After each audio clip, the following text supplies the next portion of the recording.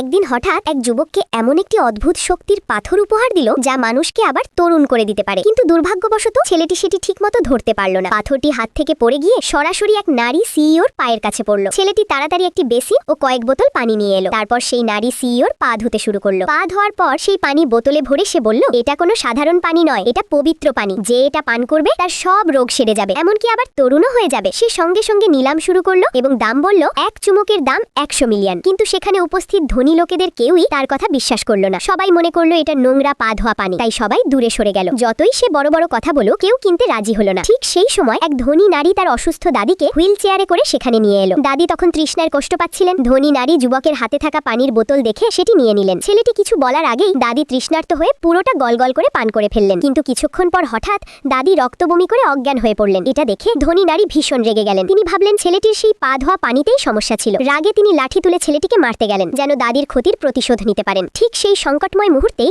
ঘটে গেল এক অবিশ্বাস্য অলৌকিক ঘটনা।